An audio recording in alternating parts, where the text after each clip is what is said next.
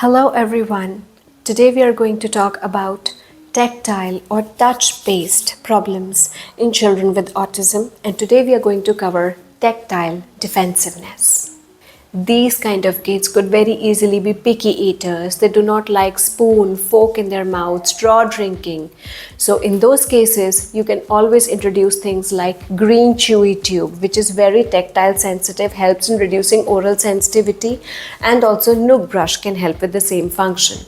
The second self-care area could be taking a bath or the basic grooming of the child. Make sure that the smells in the bathroom are okay, because the same kids could also be sensitive to smells. A fixed area in which they do not have to directly go into the shower. Maybe they wait, maybe they pour some water over them on different parts of the body one after the other, and it's not an overwhelming experience of their whole body getting wet at the same time, and they also fear that they might slip. Hair wash can be a real problem for these kids. So simply introducing a sort of cap so that the water does not come on their eyes, ears and on their face could make them more comfortable with hair wash. Tilting the head back rather than forward while washing hair is also a very good technique. Getting these children to perform the same activities they have problem is on others really sometimes helps. This reciprocal relationship really helps. So why don't you wash my hair? Why don't you comb my hair? Why don't you wash my face? So what happens? They get comfortable with the texture of soap, shampoos. Hair cutting, nail cutting could be really disastrous. So for hair cutting, for example, first introduce them to how hair are normally cut with scissors. Some kids are just not sensitive, or they are very sensitive to the sound of razors. So what you can simply do is a normal scissor can be used. Ask them to cut a paper. Keep the paper on their head, or keep the paper on your head and ask them to cut it. Then keep the paper on their head and they try to cut it. Tolerate the paper on their head, and eventually you can try, okay, can I do this? Maybe they're not comfortable when the hair falls on their shoulders, so you can always put a cloth around it and then you can remove it so that they're clean at the end and they do not have to deal with the messiness. Nail cutting can be made comfortable in the same way. So rather than directly using a nail cutter, you can introduce a nail file so that you can file the nails slowly, and then the child gets comfortable, and then you can introduce the nail cutter later. Okay, one part of it I need to cut. Will you allow me that? This whole area of messiness with nail cutting, hair wash, taking a bath can also be taken care of with messy play in the form of desensitization. Desensitization basically involves moving from very simple soft textures to coarse textures. So maybe you can start with simple cotton balls or simple cotton cloth or a foam, very soft foam, and then moving to the coarser side like the texture of a towel. This desensitization will also help the children tolerate textures of cloth. I've heard from so many parents that they are not comfortable with any new clothing. They just want these 5 or 6 pairs of clothes that they always want to wear no matter where they are going. And if they really have to go somewhere outside, how can those clothes work? So for that, involve them in the daily household tasks like maybe folding of clothes, categorizing their own clothes, helping you to put them in the cupboards, their clothes, your clothes, handing different textures of clothes, so that first of all they get introduced or they are more comfortable with them, and then trying them on.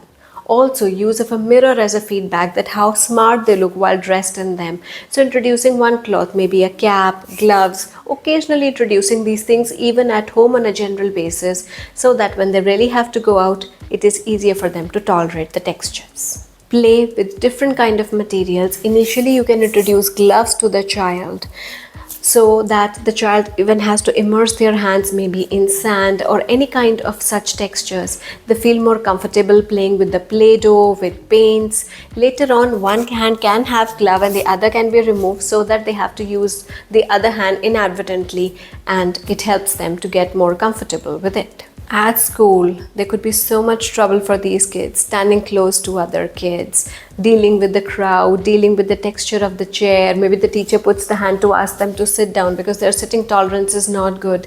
So many areas in which they can get overwhelmed. So sometimes it is okay to allow them these benefits of sitting alone, having a specific desk on which they have to sit every time, allowing other kids to leave the class before they have to leave so that they have to deal with less of a crowd, having their lunch in the classroom, sitting alone so that it's not an overwhelming experience for them, giving them a timer if they really have to go out in the playground at certain times, said after the timer is gone, you can come back. Similarly, before the break time is over, asking them to come back 5 minutes earlier so that again they don't have to deal with the crowd.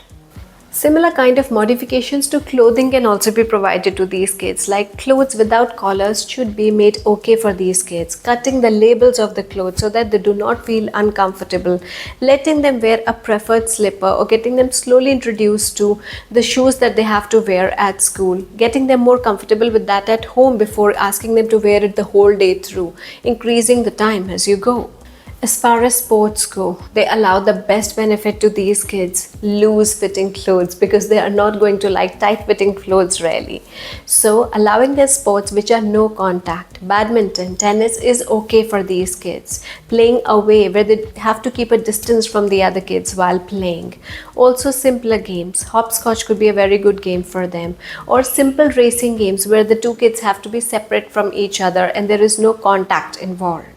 You might perceive that these kids are scared of playground equipment, but what they're really scared could be of the mud over there, the slide themselves, the touch is not comfortable to them, the crowd that is around the playground equipment because they have to deal with the touching with the different kids. So in order to avoid that, they might avoid playground equipment. So just to get them have that experience, you can try to take them when other kids are not around or there are very few kids and easier for the kid to deal with this. And the last part that I want to emphasize is writing.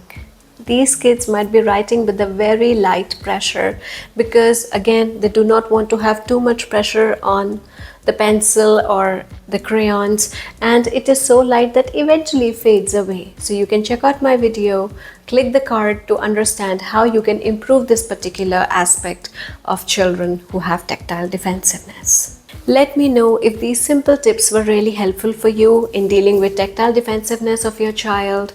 Mention in the comments below if you have any other queries or any other suggestions for my channel. I will be glad to cover those topics in my future videos.